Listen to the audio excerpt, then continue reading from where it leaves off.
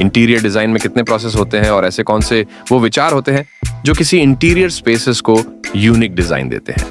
आइए हम आपको अपने ऐसे ही एक प्रोजेक्ट की मेकिंग को दिखाते हैं कि वो कैसे बनता है जब वह डिजाइन प्रोसेस में आता है। सबसे पहला एस्पेक्ट होता है कॉस्ट, जिसमें ज्यादातर क्लाइंट को हम उनके रिक्वायरमेंट के हिसाब से कॉस्टिंग दे देते हैं।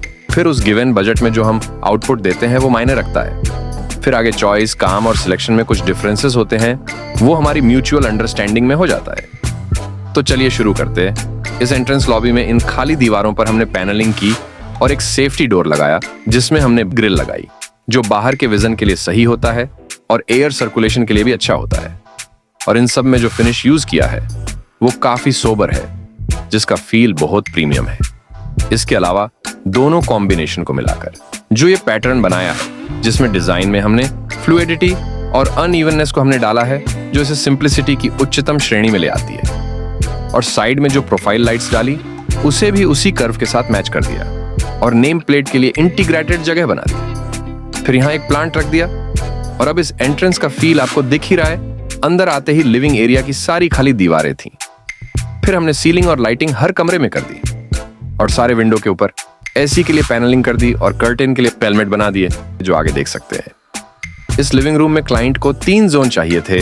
एक तो सीटिंग लाउंज एंटरटेनमेंट यूनिट के साथ, दूसरा डाइनिंग एरिया और तीसरा होम टेम्पल।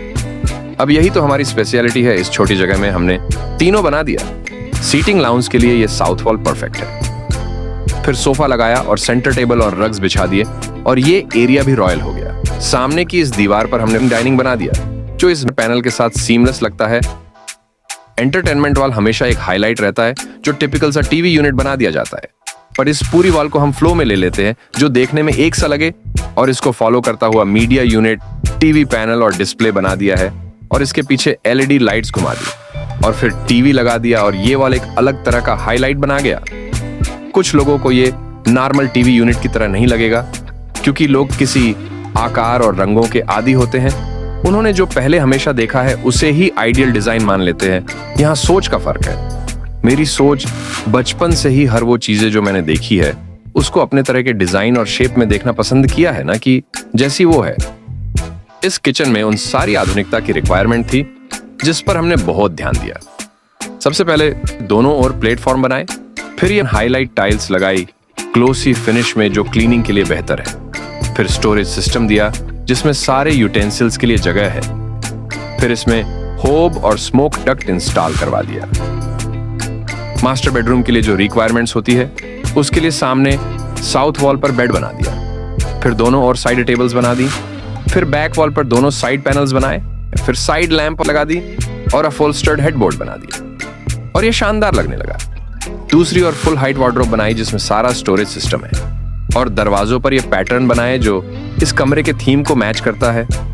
इनका कॉम्बिनेशन इस रूम को बहुत ही सिंपल और एलिगेंट लुक देता है। सामने की ओर टीवी यूनिट बनाई है और उसी के साथ जुड़ा हुआ स्टोरेज भी दिया है। इसी तरह इंटीरियर्स में हम आर्ट का टच देते हैं, जिसमें डिजाइन के सारे एस्पेक्ट को यूटिलाइज किया जाता है। इनमें मेन रोल है फंक्शन, कलर्स और लाइटिंग का, जो इस तरह होता है कि आप कहीं से भी अपनी सेल्फी ले तो लाइट्स एंड शैडो उसमें सिनेमैटिक टच जरूर देते हैं।